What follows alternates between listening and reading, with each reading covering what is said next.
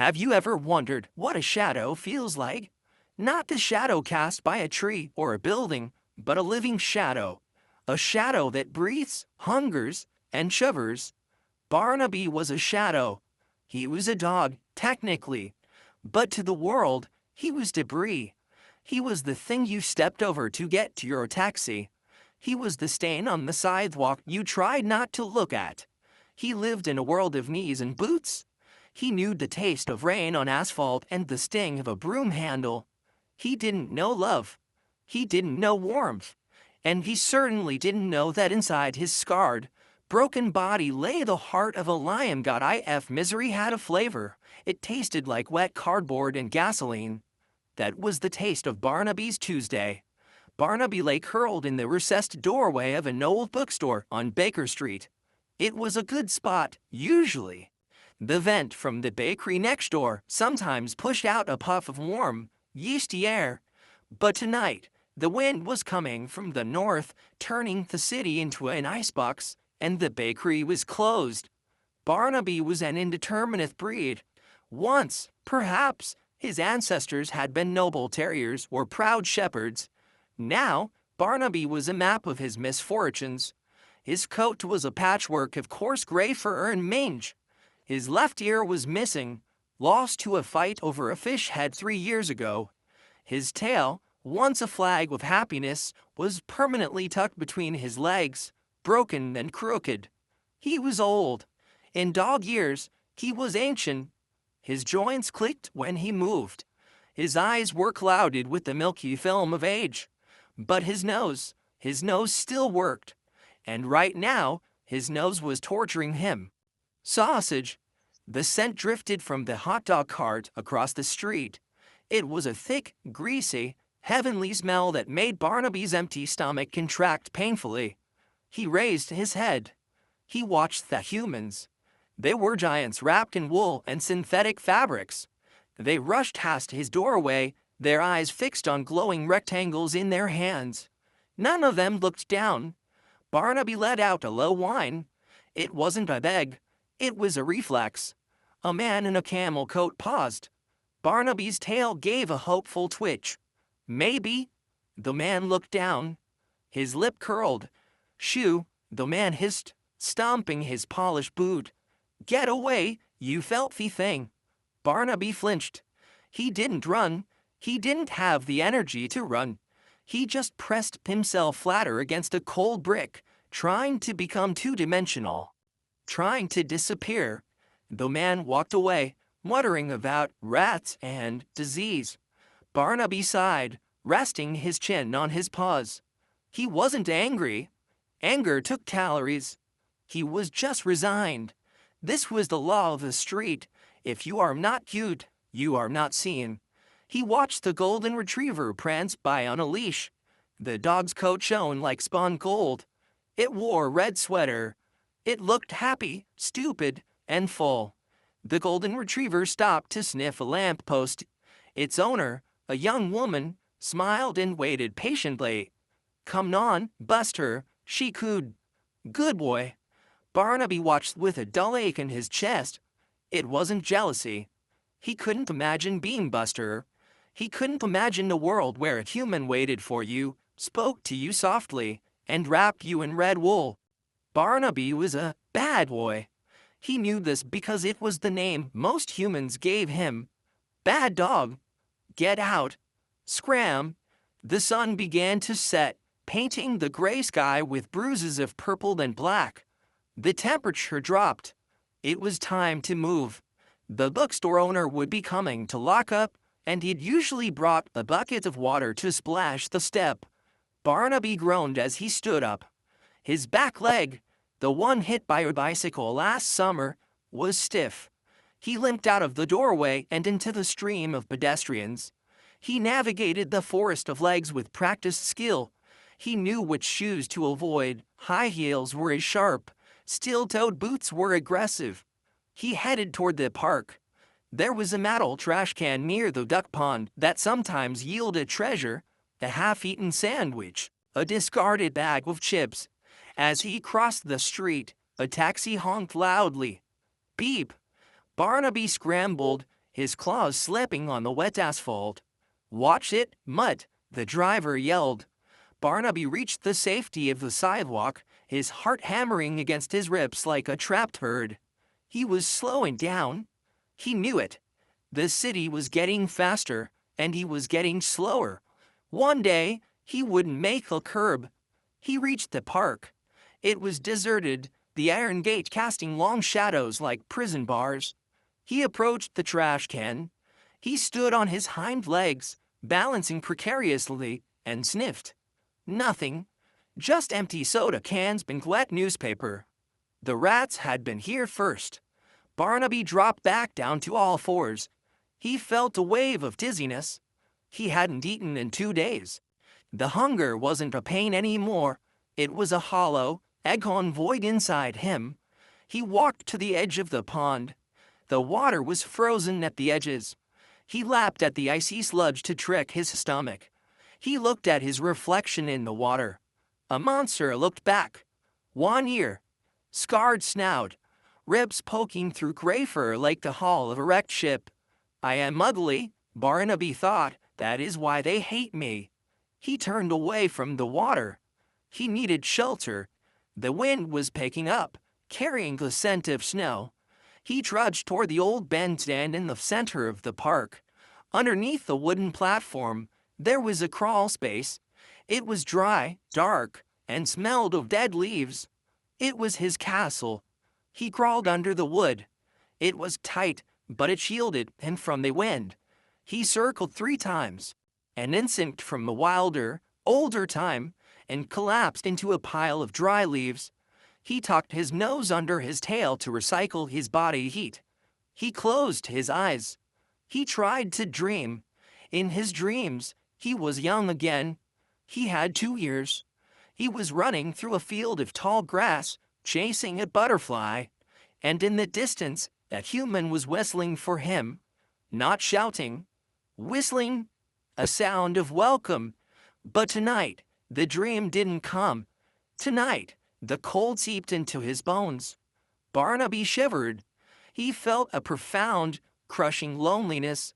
It wasn't just the lack of food. It was the lack of touch. He couldn't remember the last time a living creature had touched him without trying to hurt him. "I am invisible," Barnaby thought as he drifted into a fitful sleep. "If I don't wake up tomorrow, the world will not change. The cars will drive. The humans will walk. The snow will cover me, and I will just be a bump in the ground." He was prepared to fade away. He was ready for the end. He didn't know that the end wasn't coming. Instead, something else was coming. Something small. Something broken. Something that would require him to be more than a ghost. A storm was rolling in, and in the heart of that storm, a cry was waiting. The storm did not arrive with a knock. It arrived with a scream. By midnight, the wind howling through the park sounded less like weather and more like a wounded animal. It tore through the skeletal branches of the oak trees, stripping away the last clinging dead leaves and hurling them into the dark. The temperature plummeted, turning the puddles into jagged sheets of glass. Underneath the wooden bandstand, Barnaby was not sleeping. Sleep was a luxury for the warm and the safe. He was merely existing in a state of suspended misery. He had curled himself into the tightest ball, his stiff spine with a low, tucking his nose beneath his tail to recycle the meager warmth of his breath. His world had shrunk to the size of his own body. He was aware of nothing but the ache in his hip, the old injury flaring up in the damp cold, and the hollow, cramping sensation in his stomach. The hunger was a living thing now, a sharp claw scraping against his ribs from the inside. "Close your eyes," his instinct told him. "Don't move. Moving burns energy. Energy is life."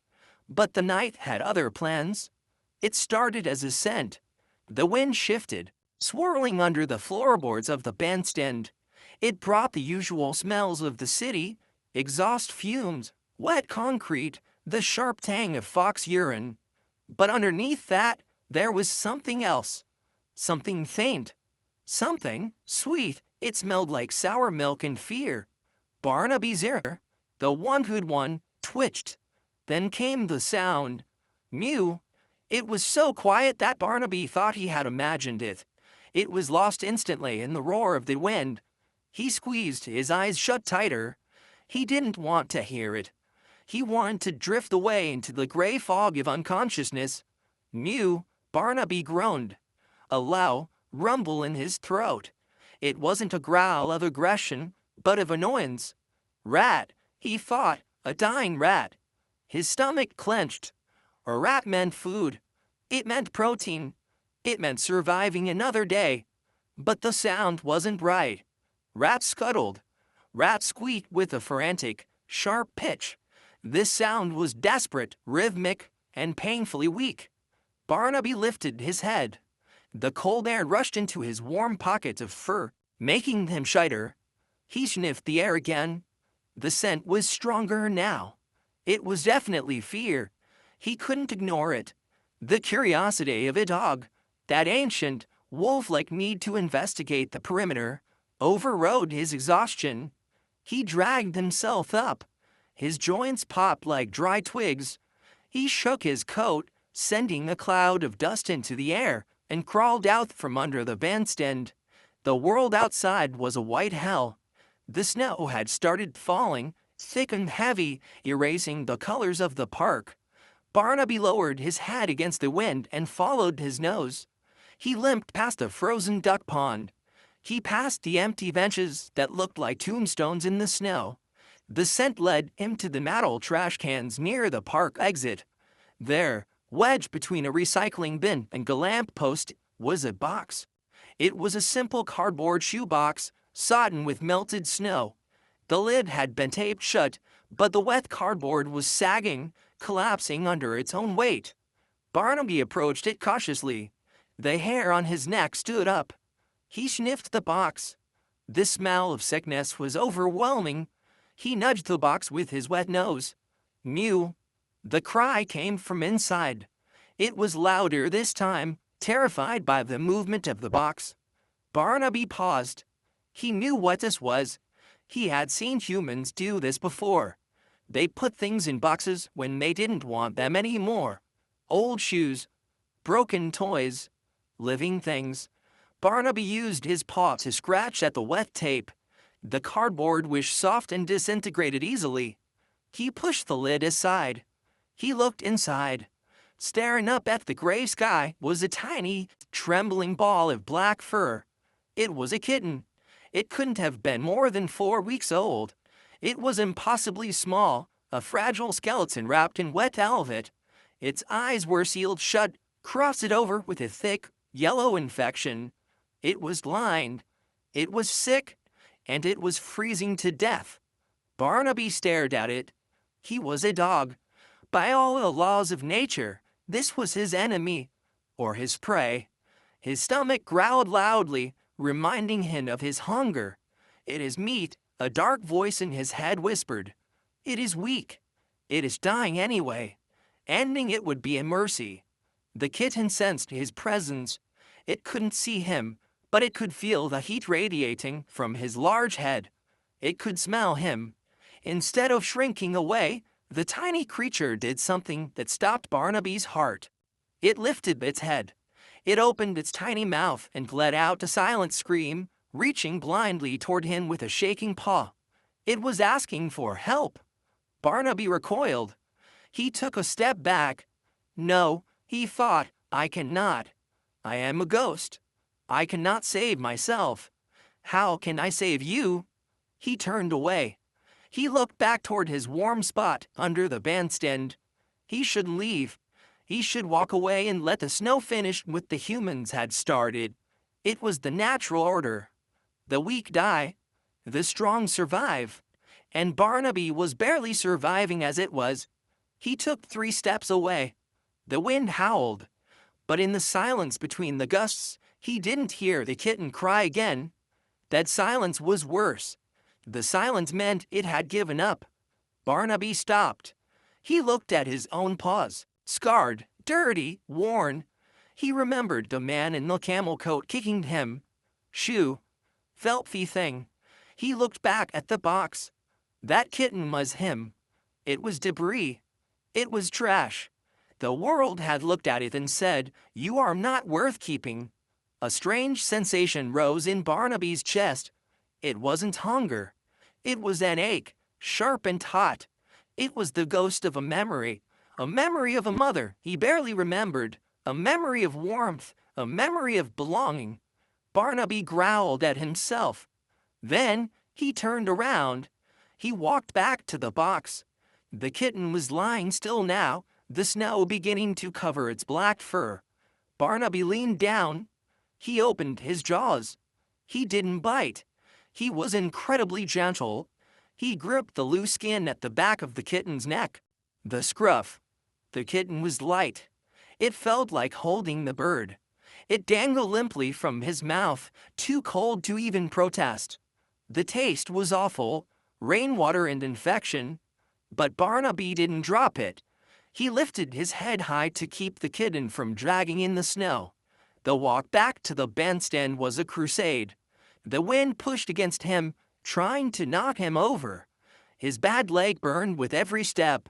The extra weight, though small, threw off his balance. He slipped on a patch of ice. His claws scrambled for purchase. He nearly fell. "Don't drop it," he told himself. "Don't you drop it." He reached the bandstand. He squeezed his large body back into the crawl space, dragging his prize with him. It was dark and dry under the wood. The leaves were still slightly warm from his body. Barnaby dropped a kitten onto the leaves. It didn't move. It lay there like a wet rag. Barnaby poked it with his nose. Nothing. Panic flared in him. Had he been too late? Had he carried a corpse through the snow? He lay down next to it. He curled his large, bony body around the tiny kitten, creating a wall of fur against the draft. He tucked the kitten right against his belly, where the fur was thinnest and the heat was highest. Then he did something he hadn't done in years. He began to groom. He used his rough, wide tongue to lick the kitten. He licked the ice crystals off its fur. He licked the mud from its paws. He licked with long, rhythmic strokes, mimicking the motion of a mother cat. The friction created heat. The motion stimulated blood flow. "Wake up," Barnaby thought, looking the kitten's cold ears. "You are not trash. You are not garbage. Wake up." For a long time, there was nothing, just the sound of the storm outside and Barnaby's own heavy breathing. Then, a twitch. A tiny leg kicked out. Then a sneeze. The kitten let out a shuddering breath. It pushed its head instinctively into Barnaby's fur, seeking the source of the heat. It burrowed deeper, burying its face in Barnaby's stomach. And then Barnaby felt it. A vibration. It started in the kitten's chest and resonated against Barnaby's own ribs. Purring. It was a weak, rattle-like purr, but it was steady. Barnaby stopped licking. He rested his heavy head on his paws, watching the tiny black lump rise and fall with breath. He was exhausted. He was starving. His hip was throbbing. But the hollow void inside him felt different. It wasn't filled exactly, but it was no longer echoing. He wasn't just a stray dog anymore. He wasn't just a shadow. For the first time in his wretched life, he was a bed. He was a blanket. He was a protector. The kitten let out a soft sigh and went to sleep. Barnaby closed his eyes. His one ear swiveled back to listen for danger. He didn't dream of chasing butterflies that night. He dreamed of teeth. He dreamed of fighting off the dark. Because now, he had something to lose. Time in the crawl space under the bandstand did not move in hours or minutes. It moved in rhythms of warmth and cold, waking and sleeping. It had been 4 days since the storm.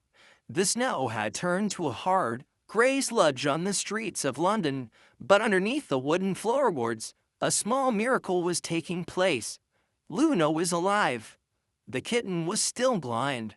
The infection sealing her eyes shut was stubborn, crusted thick and yellow. She lived in a world of absolute darkness, a void where visual shapes did not exist. But she had mapped her entire universe through touch and smell, and her universe was Barnaby. To Luna, Barnaby was not a mangy, one-eared stray dog. He was a vast, warm landscape. His fur was the grass she slept in. His rhythmic heartbeat was the clock she lived by. His rough tongue was the only mother she knew. Barnaby lay on his side, his large, bony frame curled protectively around the tiny black shape. He was awake, staring out at the gray daylight filtering through the gaps in the lattice wood. He felt a sharp pinprick on his ear. He flinched. Luna had climbed onto his head. She was batting at his remaining ear with clumsy, needle-sharp claws, letting out tiny, ferocious growls. She was hunting the ear monster. Barnaby let out a low, rumbling sigh. "Do not bite," he thought, holding his head perfectly still. "I am not a Jew toy." He could have shaken her off with a single twitch of his neck. He could have snapped at her to teach her manners. That was the way of the pack. But he didn't move. He let her attack his ear. He let her scramble over his snout, her tiny paws sinking into his nose. When she slipped and tumbled down his nose onto the dry leaves, letting out a surprised squeak, Barnaby gently nudged her back upright with his snout.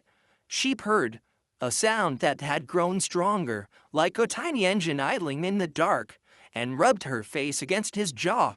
Barnaby closed his eyes for a moment, soaking in the sensation. It was a strange, foreign feeling. For years, touch had meant violence. A kick, a stone, a bite. Now, touch meant this. "She is useless," Barnaby told himself gruffly. "She is noisy. She smells of milk. She is a burden." But he didn't push her away.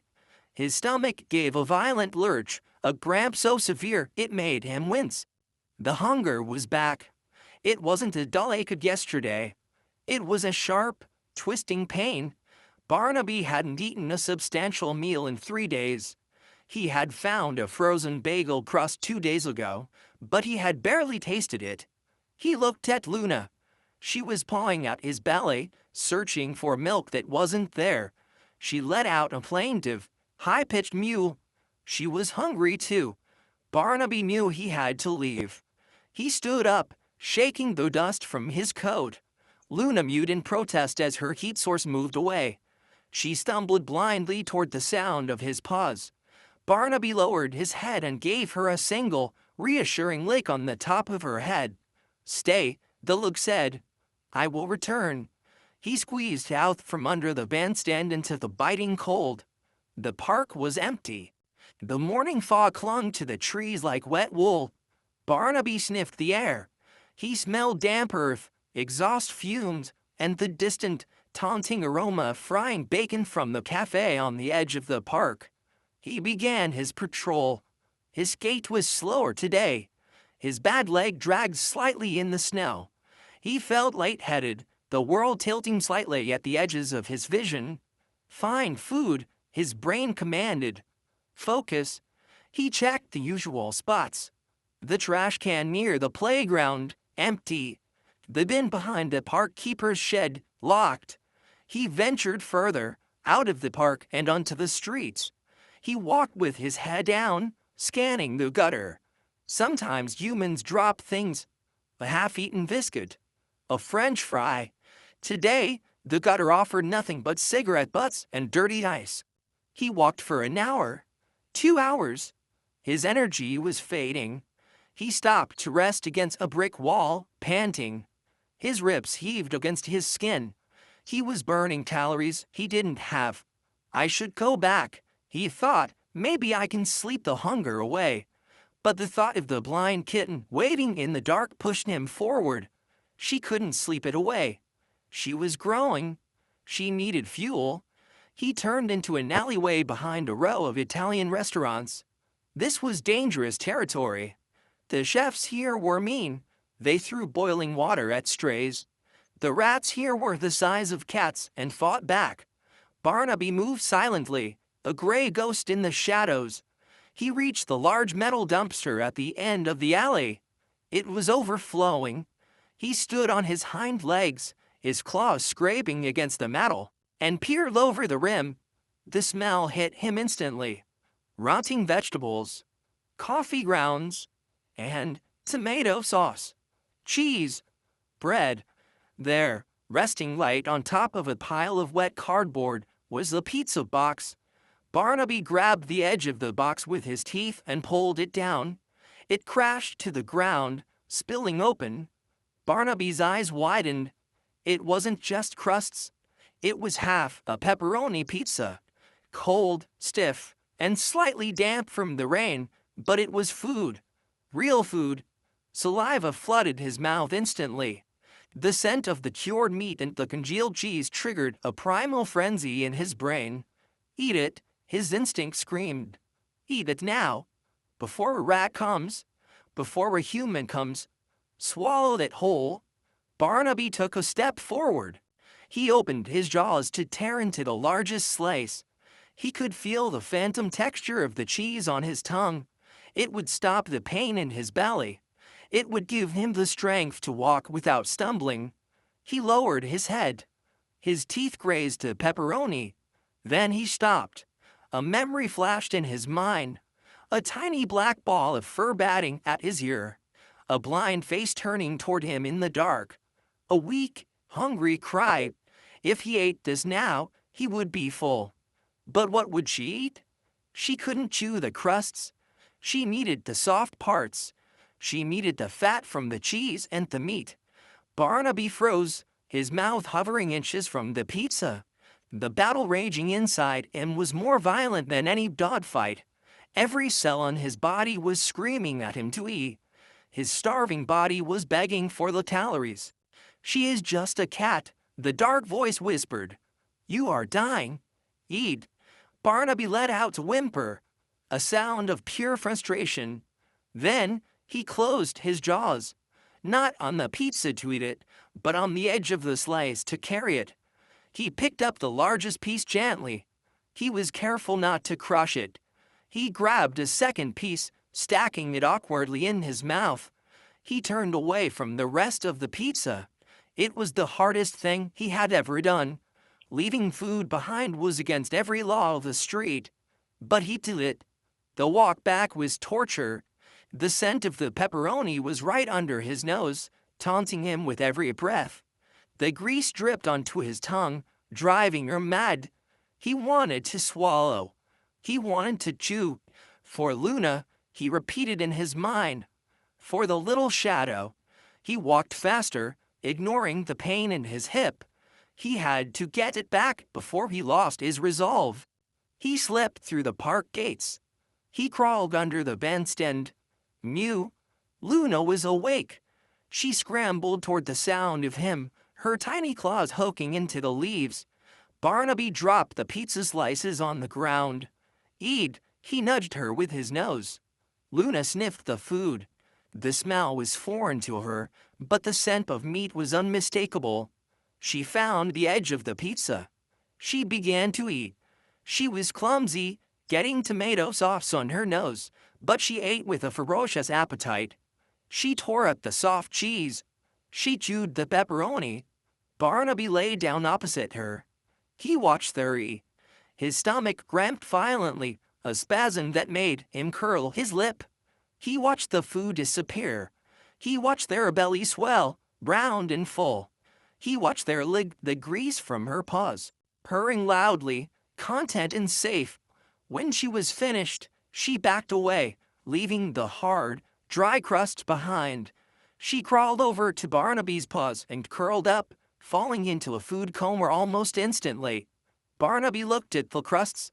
They were hard as rock. They had no cheese, no sauce, no flavor. He ate them. He chewed slowly, his old teeth aching against the stale dough. He swallowed the dry lumps. It wasn't enough. It barely touched the sides of his hunger. But as he felt Luna's warmth against his leg, the sharpest edge of the pain dulled. He cleaned her face, licking away the orange tomato sauce. You are full, he thought. That is enough for today. But as the night wore on, Barnaby realized it wasn't enough. He looked at his own reflection in a puddle of rainwater that had collected near the entrance. His ribs were protruding sharply. His hip bones jutted out. His coat was dull and falling out in clumps. He was fading. The crusts were not enough to sustain a dog of his size, especially one acting as a radiator for another life.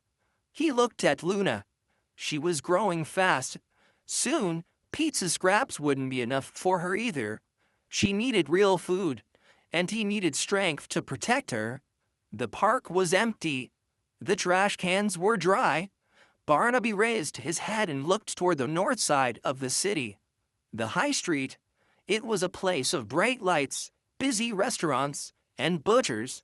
It was a place of abundance, but it was also the place of the dog catchers, the place of heavy boots, the place of speeding cars. He had avoided the high street for years. It was too risky. Too many dogs never came back from there. But he looked at the blind kitten sleeping between his paws. He looked at her vulnerability. If he died of starvation, she would freeze within hours. He had no choice. Barnaby stood up. He stretched his stiff legs. A low growl rumbled in his throat, a promise to the darkness. Tomorrow, he would go to the high street. Tomorrow, he would hunt for real. He would steal from the butcher if he had to. He would fight the rats. He would feed his family. Or he would die trying. The moon rose over London like a cataract eye, white, blind, and staring. It was a hunter's moon, casting long, sharp shadows across the park, turning the snow into a landscape of silver and black. Under the bandstand, the air was thick with tension. Barnaby was awake. He had been awake for hours, his head resting on his paws, his one good ear swiveling like a radar dish. Luna was asleep against his flank, her tiny belly rising and falling in a peaceful rhythm, but Barnaby could not join her in the dark. The park felt wrong. The usual night sounds were missing. The owls were silent. The rats, usually brazen in their scurrying, had vanished into the sewers. Even the wind seemed to be holding its breath. It was the silence of a forest when a predator enters the clearing. Barnaby sniffed the air. The scent hit him like a physical slap. It wasn't the smell of a fox or a stray cat. It was a heavy, musk-laden stench. It smelled of testosterone, old blood, and rusted iron. It smelled of a cage. Barnaby's hackles, the strip of fur along his spine, rose involuntarily. A low growl vibrated in his chest, so deep it was almost silent. Luna stirred. Mew. Quiet, Barnaby thought, nudging her with his nose. Be invisible. He heard the sound of crunching snow. Crunch, crunch, crunch. Heavy pause. Not walking, but prowling. The footsteps stopped near the trash cans. There was a sound of metal being overturned. A snort of frustration. Then, the footsteps turned toward the bandstand. Barnaby shifted his weight, moving his body to fully block the entrance to the crawl space. He was old. His teeth were worn down. His leg was stiff. But as the scent grew stronger, a cold, hard resolve settled over him. He was not a fighter. He was a survivor. But tonight, surviving wasn't enough. A shadow fell over the lattice work. Through the gaps in the wood, Barnaby saw him. It was a monster. A massive crossbreed, part pit bull, part mastiff, with a chest like a barrel and a head like a sledgehammer. His ears had been cropped short, a cruel, jagged job done with kitchen shears. He wore a thick leather collar studded with spikes, but no leash trailed behind him. He was a fighting dog, a killer bred for the pit, now loose in the wild. The beast paused. He lifted his massive head and inhaled deeply. He smelled the pizza crusts from yesterday, and then he smelled the milk scent of the kitten. The beast let out a sound that chilled Barnaby's blood, a high-pitched, eager whine. It wasn't the sound of hunger. It was the sound of a game. He lowered his head and peered into the darkness under the bandstand. His eyes caught the moonlight. They were yellow, devoid of anything resembling mercy. He saw Barnaby. The beast didn't growl. He didn't bark. He simply grinned, exposing rows of teeth that looked like shattered glass. He lunged. Crash! The ladder's wood splintered as the beast rammed his shoulder against the opening. The crawl space was too small for his bulk. He couldn't fit. But that didn't stop him. He began to dig. His massive paws tore at the frozen earth and the rotten wood. Dirt and splinters flew into the air. He picked at the floorboards, ripping them away with terrifying strength. Luna woke up screaming.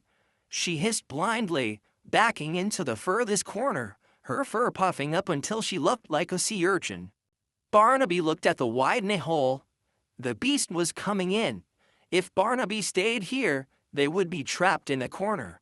The beast would tear them apart in the dark. There was only one strategic option. Barnaby had to take the fight outside. He waited for the beast to pull back for another strike. In that split second, Barnaby moved. He didn't move like an old dog. He moved like a desperate one. He shot out of the crawl space, squeezing through the broken wood, and launched himself into the open air. He didn't attack the beast. That would be suicide. He barked, a loud, cracking sound that echoed through the empty park. "Look at me!" The beast spun around, surprised. He hadn't expected the prey to cower in the hole. He hadn't expected the prey to offer itself up.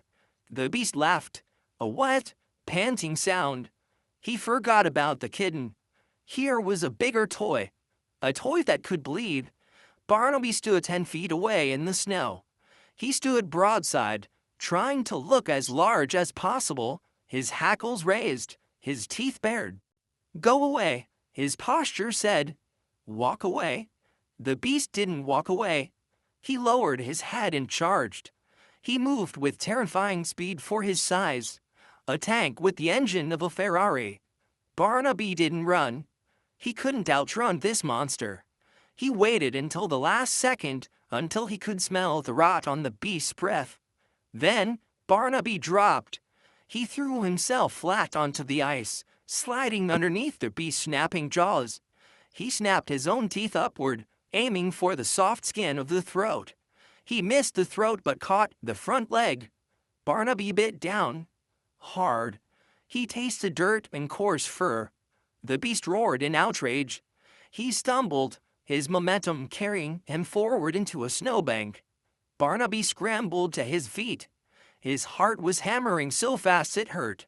Run, his instinct screamed. You hurt him. Run now. But he couldn't run. Luna was right behind him under the floorboards. The beast shook the snow off his coat. He turned slowly. The playfulness was gone from his eyes. Now, there was only murder. "You are dead, old man," the eyes said. The second charge was not reckless. It was calculated. The beast came in low. Barnaby tried to dodge left, but his bad leg buckled on the ice. He was half a second too slow. The beast's jaws clamped onto Barnaby's shoulder. The pain was blinding. It felt like a hot iron branding his flesh. Barnaby yelped, a sound of pure agony. The beast shook him. He shook Barnaby like a rag doll, whipping him back and forth. Barnaby's feet left the ground. The world spun in a blur of white snow and black sky. Teeth tore through muscle. Blood sprayed onto the ice, hot and red. The beast threw him. Barnaby flew through the air and slammed into the iron railing of the bandstand stairs. He hit the ground hard. The air left his lungs. He lay there, stunned, gasping for breath. His shoulder was on fire. His vision was swimming. The beast trotted closer, savoring the victory. He licked the blood from his lips. He looked at Barnaby, broken in the snow. Then he looked past Barnaby, toward the hole in the lattice, toward Luna. The beast took a step toward the kitten. Something snapped inside Barnaby. It wasn't a bone. It was a chain. For 10 years, Barnaby had been the victim. He had been the one who ran, the one who hid, The one who accepted the kicks and the stones because he believed he deserved them. He believed he was trash. But that kitten was not trash. She was his, and no one touched what was his. A sound ripped its way out of Barnaby's throat. It wasn't a bark. It wasn't a growl. It was a scream of pure, feral rage. Barnaby forced his broken body up. He didn't feel the pain anymore. The adrenaline flooded his system, turning his blood into gasoline. He launched himself at the beast. He didn't aim for the legs this time. He aimed for the face. The beast turned, startled by the resurrection of the corpse. Barnaby hit him with the force of a cannonball. He didn't fight like a dog. He fought like a demon. He slashed with his claws. He bit at the eyes. He bit at the nose. He bit at the ears. He was a whirlwind of teeth and fury. He didn't care if he got bit. He didn't care if he died. He only cared about hurting the thing that threatened his child. The beast panicked. Bullies rely on fear. They rely on the victim staying down. When the victim gets up and turns into a buzzsaw, the bully loses his nerve. Barnaby latched onto the beast's ear, the sensitive, cropped cartilage, and bit down until his teeth met. The beast howled. He thrashed, trying to shake the old dog off. Barnaby held on. He was a tick. He was a limpet. He was death itself. The beast spun in circles, yelping. The pain was too much. The surprise was too great. He threw his head back, finally dislodging Barnaby. Barnaby landed in the snow, skating backward. But he didn't stay down. He scrambled up immediately, snarling, foam and blood dripping from his jaws, ready to charge again. The beast looked at him. He saw an old, broken dog standing on 3 legs, bleeding from a dozen wounds, with one ear missing and ribs showing. But in the old dog's eyes, he saw absolute madness. He saw a creature that would tear out its own heart just to choke you with it. The beast stepped back. He whined. The prize, the tiny mouthful of kitten, was not worth this. No meal was worth this crazy demon. The beast turned tail. He ran. He sprinted toward the park gate, his claws clicking on the pavement, his tail tucked between his legs, disappearing into the shadows of the city. Silence crashed back into the park. Barnaby stood watching the gate. He held his position for a long time. He growled at the empty air, daring the monster to come back. Come back, the growl said. I have more teeth left. But the monster didn't come back. The adrenaline began to fade, and as it drained away, the pain rushed in like a tidal wave. Barnaby's legs gave out. He collapsed into the snow. The white ground around him was stained crimson. His shoulder was a mess of torn flesh. His ear was bleeding. His bad leg was throbbing with a dull, sickening ache. He was cold. So cold. He tried to stand up, but his body refused. I need to check, he thought hazily. Is she safe? He began to crawl. He dragged himself through the snow, inch by inch, leaving a red trail behind him. It took an eternity to reach the bandstand. He squeezed through the broken lattice. Mew!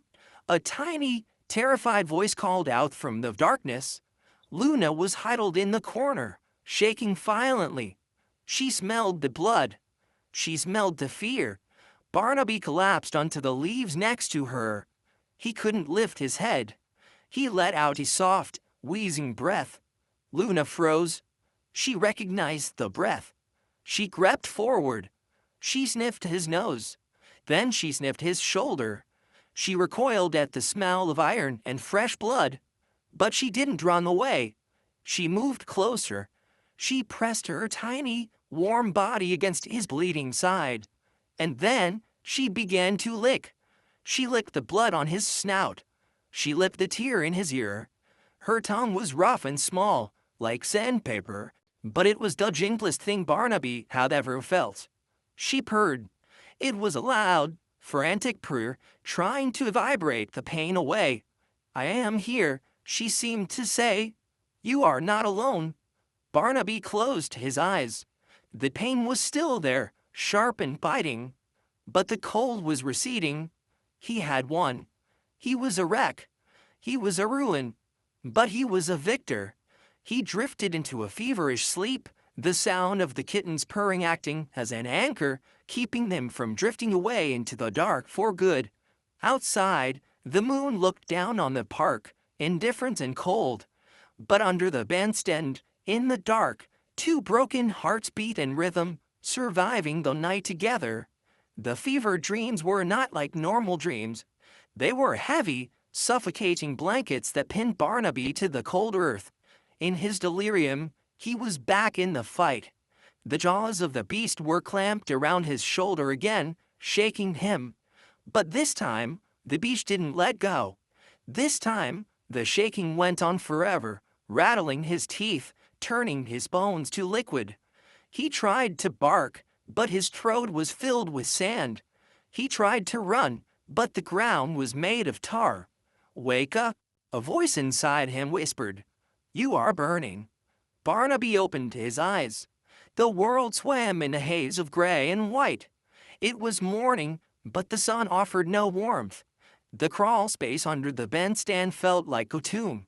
Pain was the first thing that greeted him. It radiated from his shoulder in hot, throbbing waves, sinking with the frantic beat of his heart. His ear, the one tattered by the beast, was crusted with dried blood. His bad leg was swollen to twice its normal size. He tried to lift his head.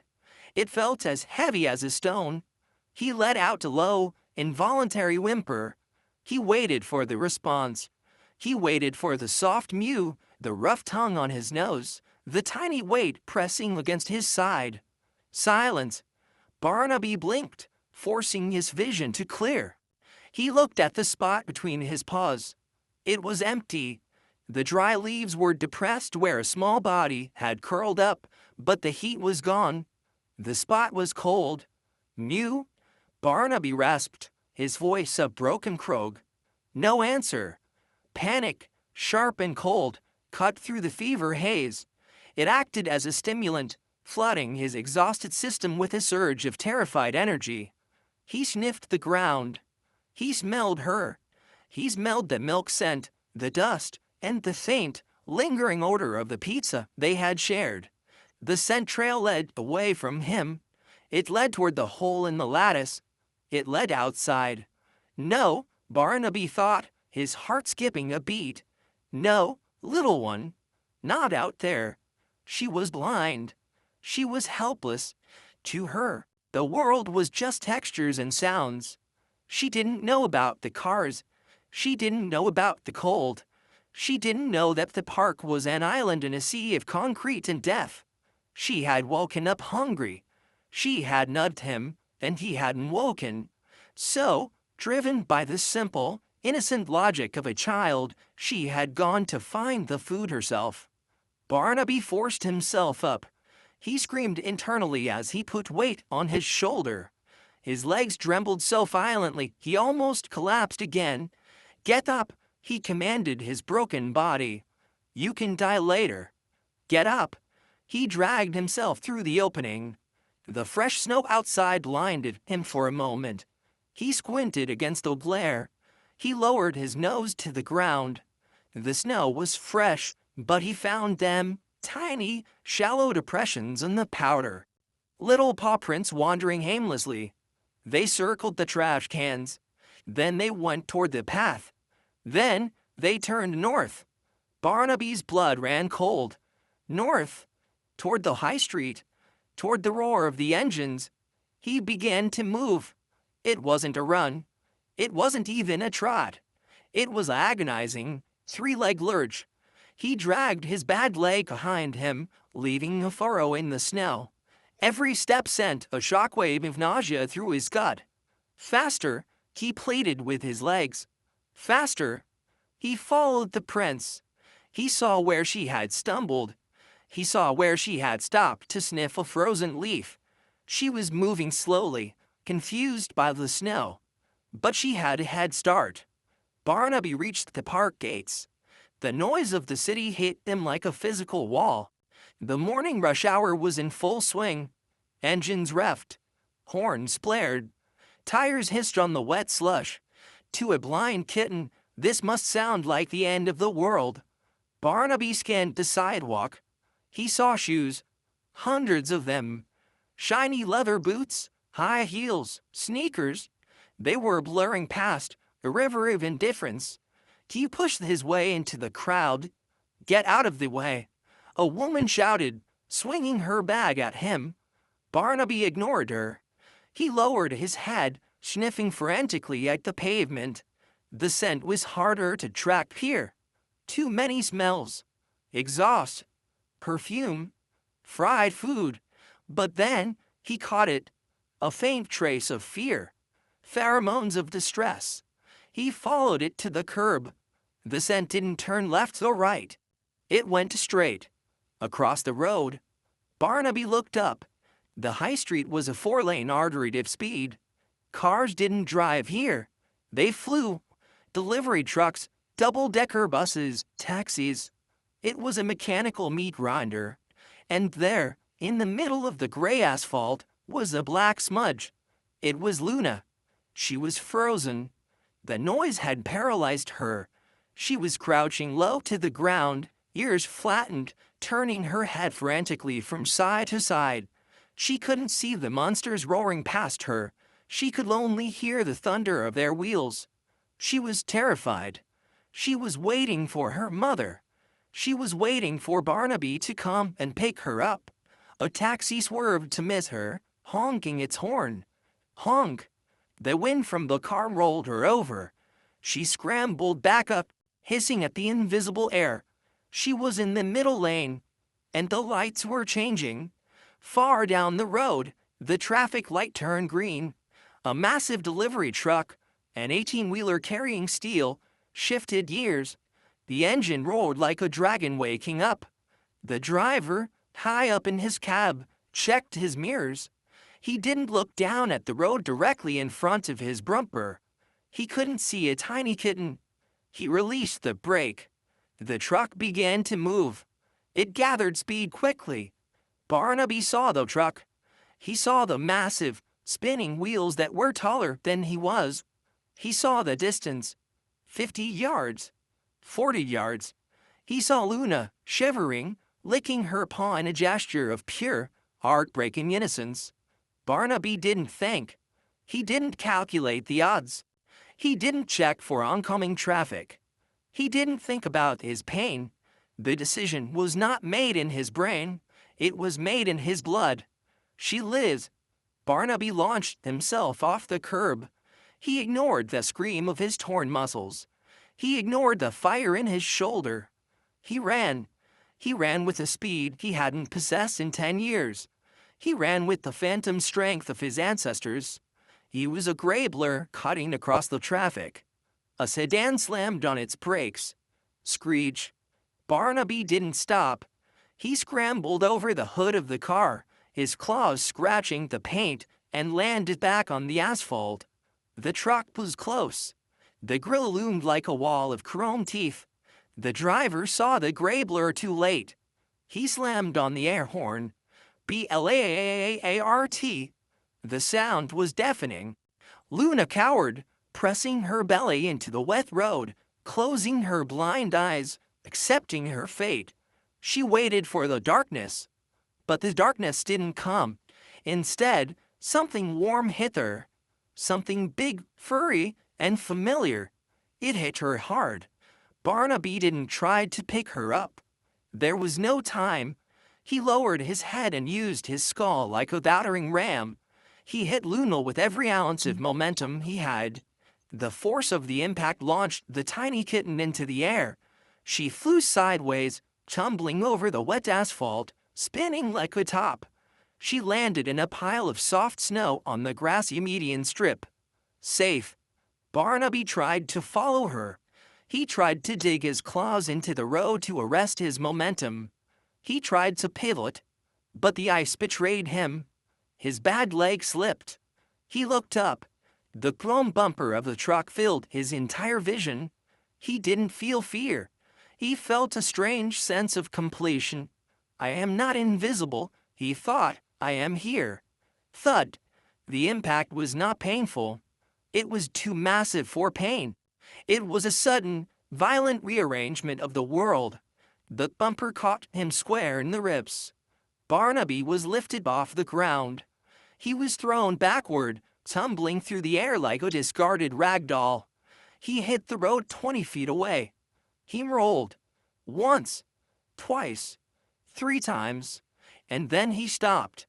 The truck screeched to a halt, tires smoking, trailer jackknifing slightly. Traffic behind it slammed into a chaos of metal and glass. The world went silent. Barnaby lay on his side. The cold asphalt pressed against his cheek. He tried to inhale, but his chest wouldn't expand. His ribs were shattered. He tried to move his legs, but he couldn't feel them.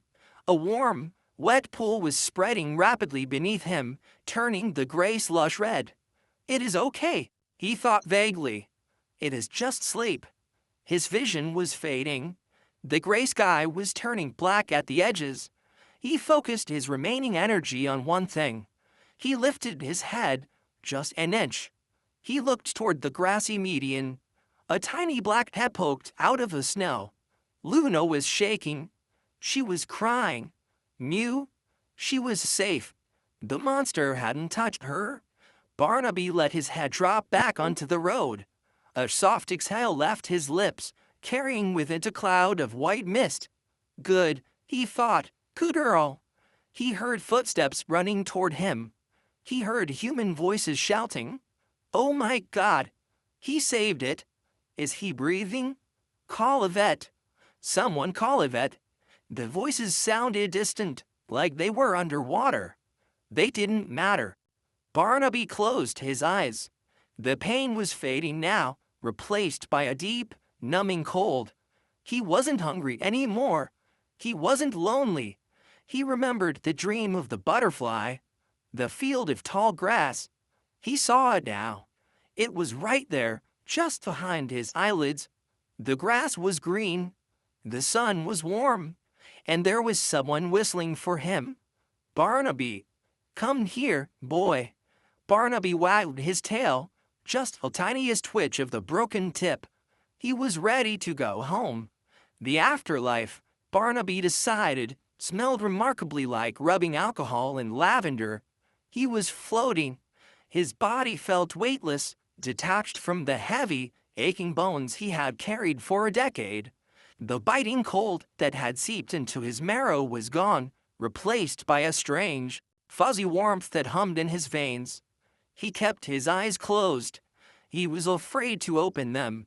He was afraid that if he opened them, he would be back on the asphalt, with the truck looming over him and the rain soaking his fur. Or worse, he would be alone. She is safe, he reminded himself, clinging to the last image he had seen. The black smudge on the green grass. She is safe. He's waking up. A voice. Human. Female. But it wasn't the sharp, angry voice of the shopkeepers who shouted at him. It was soft, trembling, and thick with tears.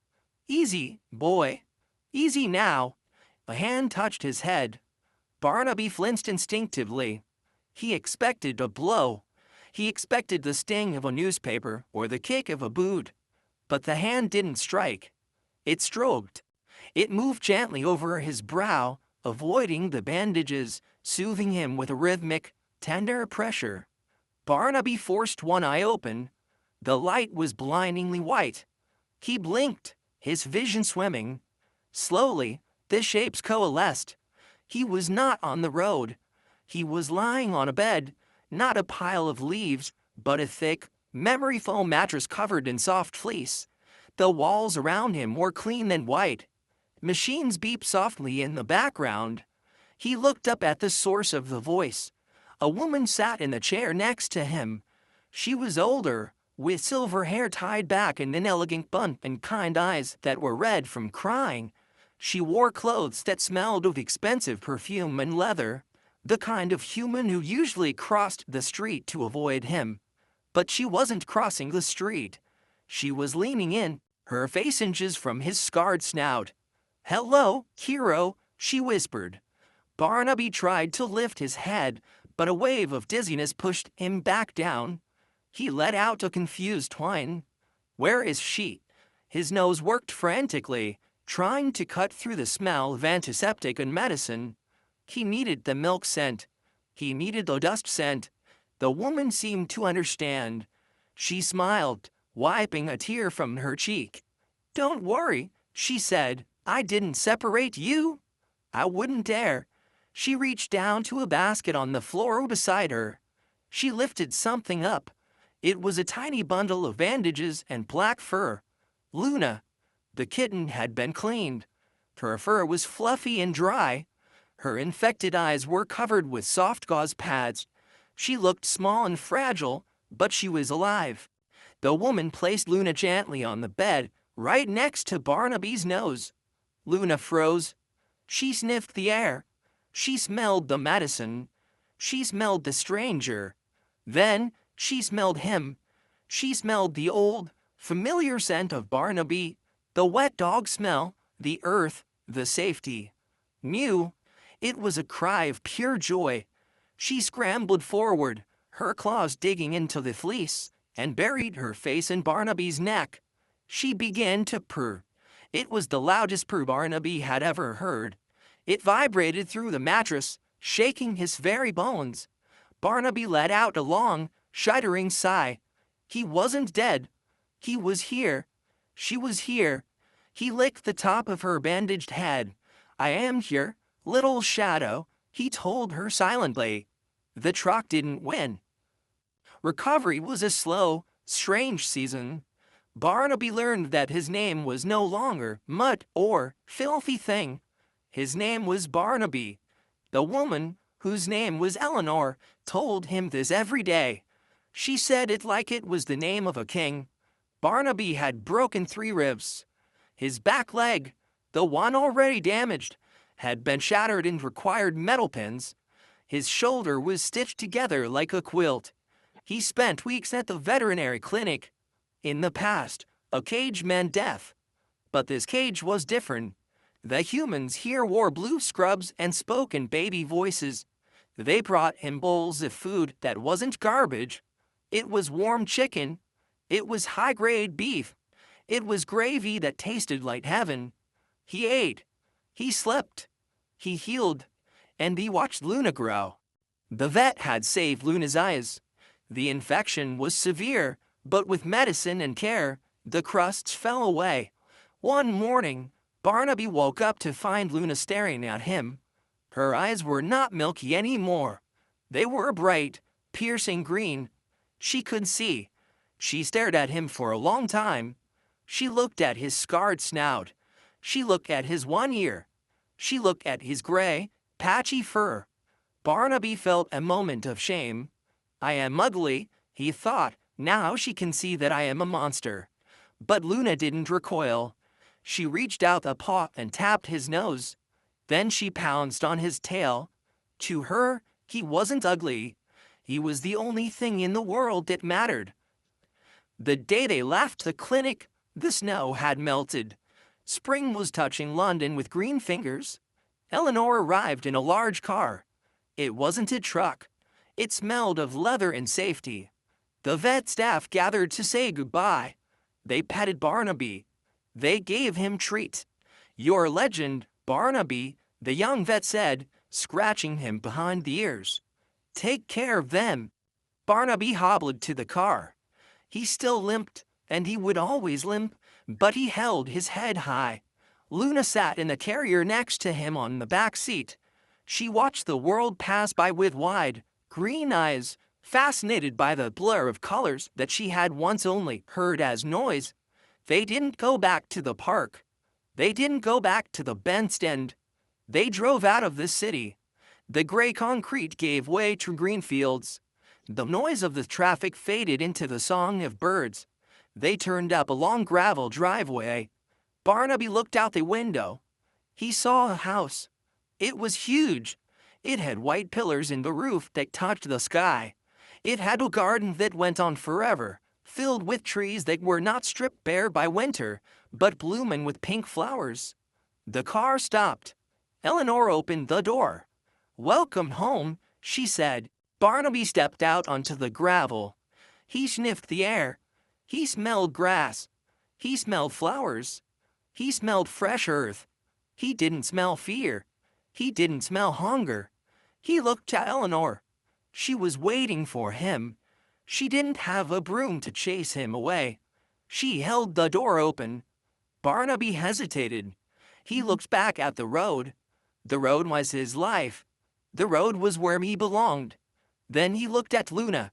The kitten had already bounded out of the car. She was chasing a bumblebee across the lawn, tumbling over her own paws in delight. She stopped and looked back at him. "Come on," her eyes said. "This is ours." Barnaby took a step, then another. He walked through the front door. 3 months later, the library of the manor house was warm. A fire crackled in the hearth, not because it was freezing outside, but because Eleanor knew Barnaby liked the heat on his old bones. Barnaby lay on a rug that was thicker than any mattress he had ever slept on. He was clean. His fur had grown back, thick, silver, and soft. He had gained weight. His ribs were no longer a xylophone. They were covered in a healthy layer of muscle and fat. He wore a collar now. He had fought against it at first, remembering the heavy chains of his past. But this collar was different. It was made of soft, red leather, and hanging from it was a golden tag that jingled when he moved. He didn't know how to read, but Eleanor taught it often. "It says hero," she would tell him, rubbing his chest. "Because that's what you are." Barnaby let out a content sigh. He felt a weight land on his head. Luna. She was no longer a tiny, helpless kitten. She was a sleek, black teenage cat with eyes like emeralds. She was the queen of the house, terrorizing the curtains and hunting the dust motes. But when she was tired, she always came back to her mountain. She curled up on top of Barnaby's head, her favorite spot. She began to knead his ears with her paws, purring that same engine-like purr. Barnaby closed his eyes. He thought about the bandstand. He thought about the pizza crusts. He thought about the beast in the night. Those memories were fading, becoming like a bad dream that disappears when the sun rises. He opened his eyes and looked toward the French windows. Outside, the sun was setting over the garden. The light was golden, painting the world in honey. He saw his reflection in the glass. He didn't see a stray. He didn't see a ghost. He saw a dog with a golden tag. He saw a guardian. He remembered his old thought, "If I don't wake up tomorrow, the world will not change." He realized now how wrong he was.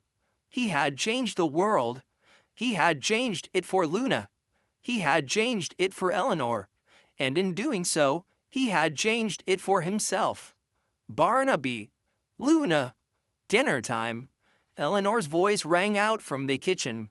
The sound of bowls clinking, the most beautiful sound in the world. Barnaby stood up. He shook himself, the golden tag jingling merrily. Luna jumped off his head and dashed toward the door, her tail held high. Barnaby followed her. He still limped, a hitch in his step that told the story of his sacrifice. But he didn't mind the limp. It was a badge of honor.